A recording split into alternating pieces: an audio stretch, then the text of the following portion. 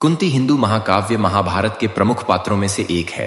कुंती, जिसको राजा पांडु की पत्नी और पांडवों की माता कहा जाता है, कुंती एक अद्भुत महिला थी जिसने पति की मृत्यु के बाद अपने 5 पुत्रों का अच्छी तरह से पालन पोषण किया और उनको राज्य दिलवाने के लिए प्रेरित किया।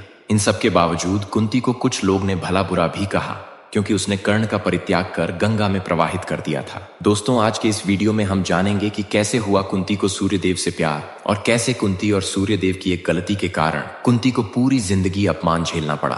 तो दोस्तों, वीडियो में आगे बढ़ने से पहले अगर आप हमारे चैनल पर नए आए हैं तो वीडियो को लाइक करके चैनल को सब्सक्राइब जरूर कर लें। तो चलिए वीडियो को शुरू करते हैं।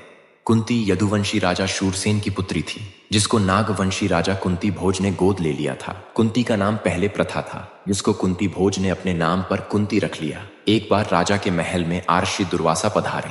पिता की आज्ञा से कुंती ने आर्षि दुर्वासा की खूब मन लगाकर सेवा की। जब आर्षि दुर्वासा जाने लगे तब उन्होंने कुंती की सेवा से प्रसन्न होकर कुंती को वरदान मांगने को कहा। कुंती को कुछ समझ नहीं आया। तब आर्षि दुर्वासा ने कुंती को इच्छा पुत्र प्राप्ति का वरदान दिया, जिससे कुंती किसी भी देवता का आह्वान करके उन्हें बुलाकर उनसे एक पुत्र प्राप्त कर सकती थी। जवानी में कुंती ने राशि का वरदान ग्रहण कर लिया, लेकिन उसे क्या पता था कि यह वरदान आगे चलकर उसके और उसके पुत्र दोनों के लिए अभिशाप बन जाएगा। कुछ समय बीतने के बाद एक दिन कुंती अपने कमरे में बैठी थी। उसने सोचा कि क्यों ना राशि दुर्वासा के वरदान का परीक्षण किया जाए, क्या सच में कोई देवता आएंगे या नहीं। ऐसा सोचकर कुंती अपने कमरे की खिड़की की ओर देखती है और सूर्यदेव को निहारने लगते हैं। वह सूर्यदेव को देखते हुए सूर्यदेव का वही मंत्र बोलते हैं जो आर्षि दुर्वासा ने उसे बताया था।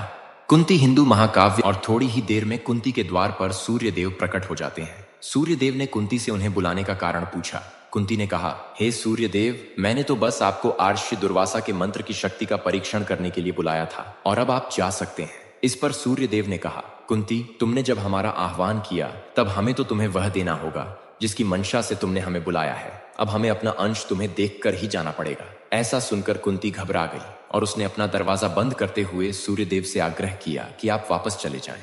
मैंने भूलवश आपको स्मरण किया था, कृपया मुझे क्षमा करें और अपने लोक वापस चले जाएं। इस पर सूर्यदेव ने कहा, कुंती, तुम डरो मत, अब हम तुम्हें अपना अंश देकर ही जाएंगे। ऐसा सुनकर कुंती चिंता में पड़ गई और उसने पुनः सूर्यदेव से जाने का आग्रह किया कि वह अपने लोक वापस चले जाए। उससे जो भी हुआ भूलवश हुआ है, जिसके लिए वह आपसे क्षमा चाहती है। इस पर सूर्यदेव ने कहा, कुंती, तुम डरो मत, हम तुम्हारे गर्भ में अपना अंश स्थापित करेंगे और इस कार्य में तुम्हारी सहमति भी होनी बहुत जरूरी है। कुंती बाहर से तो मना कर रही थी, लेकिन अंदर ही अंदर वह सूर्यदेव के तेज से प्रभावित हो रहे थे। सूर्यदेव ने कुंती को समझाया कि यदि हम तुम्हें बिना अपना पुत्र दिए चले गए तो इससे हमारा तेज कम हो जाएगा और हमारा आयुष व्यर्थ चला जाएगा। तब कुंती ने कहा कि अभी तो मैं बच्ची हो, इस सूरत में यह कैसे संभव है। सूर्यदेव के ज्यादा अनुग्रह करने पर कुंती ने न चाहते हुए भी सूर्यदेव के अंश को अपने गर्भ में स्थापित करने के लिए हाँ कह दिया। तब सूर्यदेव ने कुंती की नाभि को छू लिया, जिससे वह तुरंत ही मंत्र द्वारा अपने पुत्र कर्ण को स्थापित किया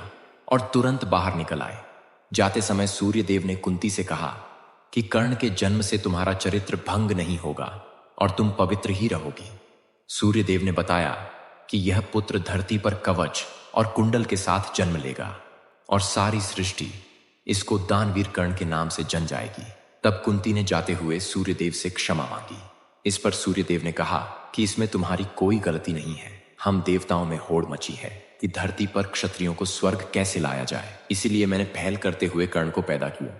आगे और भी देवता अपना काम करेंगे। कुंती के मन में सूर्य को देखकर मंत्र बोलने का विचार भी देवताओं ने ही उपजाया था। सूर्यदेव के जाने के बाद कुंती एक तरफ खुश थी, लेकिन दूसरी तरफ उसे चिंता घेर रही थी कि अगर किसी को पता चल गया तो क्या होगा कि एक बिन ब्याही कन्या गर्भवती कैसे हो गई।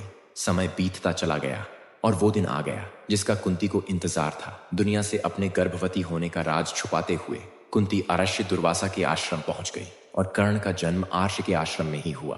कर्ण अपने मुख पर सूर्य का तेज और कानों में कुंडल और कवच के साथ पैदा हुआ। उस प्यारे से बालक को देखकर हर कोई मोहित हो गया। कुंती के मन में एक अजीब सी हलचल थी, जिसका समाधान उसे मिल ही नहीं रहा था। तब कुंती ने अपने दिल पर पत्थर रखकर उस नवजात शिशु को एक पालने में रखकर गंगा नदी में प्रवाहित कर दिया। सूर्य के आशीर्वाद से कर्ण को कुछ नहीं हुआ और कर्ण एक निसंतान दंपत्ति अधिरथ और राधा को मिल गया। अधिरथ एक सूत जाति का व्यक्ति था, इसलिए कर्ण को लोग सूतपुत्र कहने लगे और जीवन भर कर्ण एक राजकुमार होकर भी एक सूतपुत्र कहलाया। तो दोस्तों, यही थी कुंती और सूर्यदेव की प्रेम कहानी, जिनकी वजह से कर्ण को जीवन भर संघर्ष करना पड़ा था। तो दोस्तों, आपको यह वीडियो कैसी लगी? आप अपनी राय हमें कमेंट बॉक्स में लिखकर बता सकते हैं। वीडियो पसंद आई हो तो वीडियो को लाइक और शेयर करें। चैनल पर अगर नए आए हैं तो चैनल को सब्सक्राइब करें।